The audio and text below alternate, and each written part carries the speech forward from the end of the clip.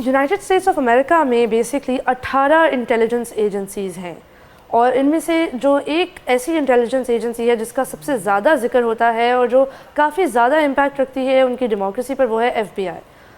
Donald Trump ने अब FBI के डायरेक्टर के तौर पर कैश पटेल को नामज़द कर दिया है और ये एक ऐसी चीज़ है जिसने उनकी बाकी सारी नामज़दगियों के साथ साथ पूरे वाशिंगटन DC को एक कश्मकश में डाल दिया है।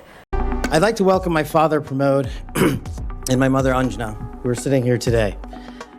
They traveled here to get here from India. My sister's also here, Nisha. She also traversed the oceans just to be with me here today. It means the world that you guys are here. Jai Shri Krishna. मैं कहती हूँ कि क्या बात है, जय श्री कृष्णा, जय श्री कृष्णा। ये कहा है कैश पटेल ने। ये हेयरिंग हुई है, कंफर्मेशन हेयरिंग। एक तो जिनको ट्रंप ने चुना अपना FBI का हेड और साथ में इंटेलिजेंस की हेड तुलसी गैबर्ट और कैश पटेल। तालियां बजनी चाहिए इनके ऊपर। जैसी हेयरिंग्स में इन्होंने अपने आप को रिप्रेजेंट किया इन दोनों ने, वाओ, अमेजिंग। और हम देखते हैं कि कैश पटेल और तुलसी गैबर्ट जैसे लोगों को इंटेलिजेंस का रखवाला बनाया जा रहा है। बात है वाशिंगटन DC में तमाम लोग इस वक्त बहुत ज़्यादा टेंशन में हैं कि ये लोग क्या करेंगे हमारी इंटेलिजेंस के साथ। लेकिन शायद इंटेलिजेंस की जो पूरी कम्युनिटी है उसको डेमोक्रेटाइज़ करने का शायद यही तरीका है कि इस तरीके के पागल लोगों को हम ला के उसमें डाल दें ताकि वो बाकी लोगों के पागलपन को किसी न किसी तरह मीटर कर सकें। दोस्तों, FBI चीफ काश पटेल जो हैं वो अभी कांग्रेस के अंदर अपनी वो जैसे कहते हैं ना सामने पेश हैं और वो अपनी बातें बता रहे हैं, कर रहे हैं कि जनाब मैं क्या करूँगा, क्या होगा। लेकिन उन्होंने जब बात शुरू की तो बात बड़ी इंटरेस्टिंग की। उन्होंने सबसे पहले तो अपने वालिद और वालदा को इंट्रोड्यूस कराया, फिर उन्होंने अपनी सिस्टर को इंट्रोड्यूस कराया और उसके बाद जो उन्होंने सबसे पहली बात की जिसको इस वक्त मीडिया बहुत ज़्यादा वैल्यू दे रहा है, वो है कि उन्होंने the moment he introduce the family, उनको उसने कहा जय श्री कृष्णा। आप सभी दर्शकों को मेरा प्रणाम। भारत मंथन चैनल में आपका स्वागत है। आज की सबसे बड़ी खबर अमेरिका से आ रही है, जहां नए FBI चीफ काश पटेल ने जय श्री कृष्ण कहकर अपने माता पिता और सीनेट का अभिवादन किया। इस पर पाकिस्तान में दो तरह की प्रतिक्रिया देखने को मिल रही है। कुछ लोग काश पटेल की खुले दिल से तारीफ कर रहे हैं तो कुछ इसे भारतीय शक्ति के बढ़ते प्रभाव से खतरा बता रहे हैं। पाकिस्तानी मीडिया में भी बहस छिड़ गई है, क्या भारतीय मूल के नेता अब अमेरिका की नीतियों को भी प्रभावित करने लगे हैं? किसी को समझ ही नहीं आ रहा कि ये कौन लोग हैं, ये इंटेलिजेंस का काम कैसे संभालेंगे। और सबसे बड़ी बात कि क्या ये डोनाल्ड ट्रंप की नॉमिनेशन का मतलब यही है कि ये भी डोनाल्ड ट्रंप के ही ओपिनियंस और व्यूज़ को आगे बढ़ाएंगे, प्रोपेगेट करेंगे, जैसा कि एंटी इस्टेब्लिशमेंट उन्होंने आज तक अपने आप को जाहिर किया है। तो बात करते हैं कैश पटेल हैं कौन। ये न्यूयॉर्कर हैं, हिंदू माइग्रेंट्स के बच्चे हैं और इन्होंने राइट विंग के अंदर, मतलब राइट विंग की तरह से आइडेंटिफाई अपने आप को करना शुरू कर दिया जब इनकी एजुकेशन शुरू हुई यूनिवर्सिटी ऑफ रिचमंड में। इन्होंने पब्लिक डिफेंडर का रोल अदा किया है फ्लोरिडा में और इनकी सबसे ज़्यादा बड़ी जो यूनिक सेलिंग पॉइंट है वो ये है कि ये और डोनाल्ड ट्रंप दोनों इंतहाई एंटी इस्टेब्लिशमेंट हैं।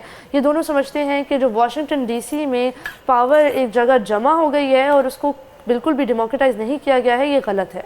और इसी मद में उन्होंने इस तरह की भी बातें की हैं कि वो FBI को डिसमेंटल करेंगे।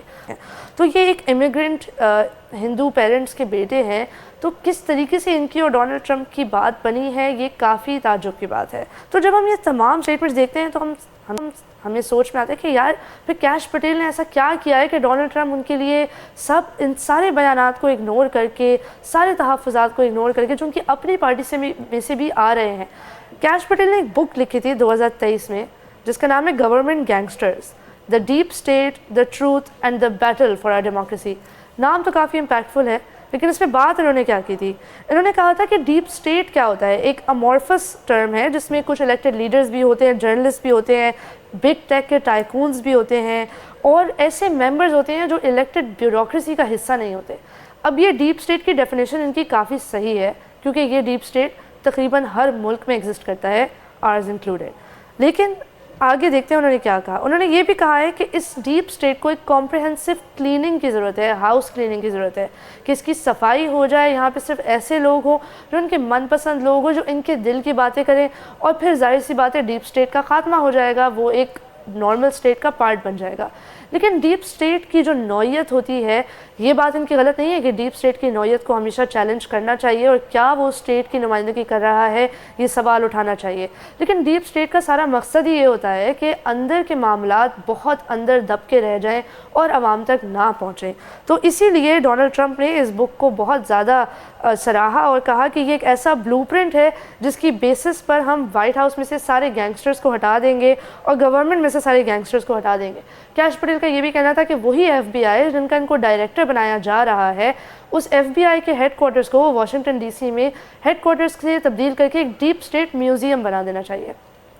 तो जब हम ये तमाम बयानात देखते हैं और हम देखते हैं कि कैश पटेल और तुलसी गैबर्ट जैसे लोगों को इंटेलिजेंस का रखवाला बनाया जा रहा है, अतः वाशिंगटन DC में तमाम लोग इस वक्त बहुत ज़्यादा टेंशन में हैं कि ये लोग क्या करेंगे हमारी इंटेलिजेंस के साथ। लेकिन शायद इंटेलिजेंस की जो पूरी कम्युनिटी है उसको डेमोक्रेटाइज़ करने का शायद यही तरीका है कि इस तरीके के पागल लोगों को हम ला के उसमें डाल दें ताकि वो बाकी लोगों के पागलपन को किसी न किसी तरह मीटर कर सकें। कैश पटेल ने तो ये किया कि जब इस हेयरिंग्स में वो तशरीफ़ लाए तो उन्होंने वो उनके मदर, फादर और सिस्टर साथ बैठे हुए थे, जिसको उन्होंने इंट्रोड्यूस करवाया और कहा कि ये इंडिया से आए थे, ये इमिग्रेंट हैं और मैं इंडियन इमिग्रेंट का बेटा हूँ, कि ये जो हेयरिंग्स हुई है ना ये तारीख में लिखी जाएंगी।